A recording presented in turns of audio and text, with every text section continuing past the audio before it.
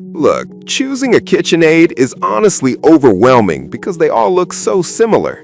I've spent the last month in my kitchen, covered in flour, testing these 5 models to see which one actually holds up when you're making bread or dozens of cookies. I bought these myself, so I could tell you which one is worth your counter space. Product number 1, KitchenAid Classic Series 4.5 quart. When I first pulled the Classic Series out of the box, it felt like a tank. It's got that heavy, all-metal build that tells you it isn't going to vibrate off the counter. While I was using it, I noticed the 59 touch points really do make a difference. I didn't have to stop and scrape the bowl nearly as much as I thought I would. It's a 4.5 quart bowl, which I found was plenty for a standard batch of about 8 dozen cookies. The tilt head is super smooth, making it easy to toss in extra chocolate chips mid-mix. Since it has 10 speeds, I could go from a slow stir for dry flour to a high-speed whip for meringue without any splashing. If you're just getting into baking and want something reliable that doesn't cost a fortune, this is the sweet spot. Product number 2, KitchenAid Artisan Series 5 quart. The Artisan Series feels like the cool older sibling to the Classic. Holding that 5 quart bowl, I immediately appreciated the handle. It makes pouring heavy cake batter so much easier on the wrists. I tested this with a heavy bread dough, and the planetary mixing action handled 4 loaves at once without the motor sounding like it was struggling. What's cool is the pouring shield it comes with. It kept my counters clean even when I was adding powdered sugar at high speeds. It's also got that power hub on the front, and I actually hooked up a pasta maker to it, which worked perfectly. This is the one you want if you bake often and want a specific color to match your kitchen vibe, as there are tons of options. It's a workhorse with a bit more style and capacity. Product number 3, KitchenAid Artisan Mini 3.5 quart. I'll admit I was skeptical about the Mini. I thought it might feel like a toy, but it's surprisingly solid.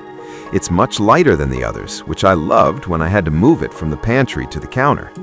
Even though it's smaller, it packs the same punch as the Classic. I used it for a small batch of 5 dozen cookies, and the 67 touch points around the bowl meant every bit of butter got incorporated.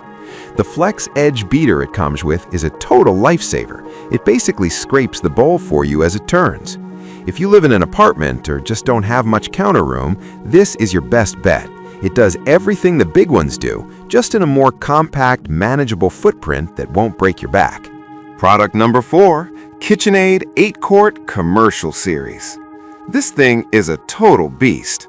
Unlike the others, this is a bowl lift model, so it feels incredibly stable. When I cranked the lever to raise the 8 quart bowl, I could tell it was built for serious weight. I tested it with a massive, stiff batch of yeast dough, and the 1.3 HP motor didn't even get warm. It's gear-driven and NSF certified, so it's actually rated for commercial use. I noticed it runs a lot quieter than the tilt-head models, likely because of that high-efficiency DC motor. The speed control protection is a nice touch, too. It won't jump to high speed if you accidentally bump it while cleaning.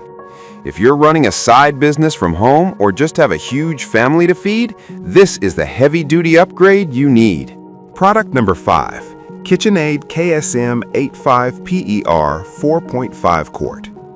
This Empire Red model felt very familiar, but it has some nice internal upgrades. It's a 300-watt machine, and while I was whipping up some shredded chicken for tacos, I really noticed the direct drive transmission. It feels very connected and responsive when you slide the speed control.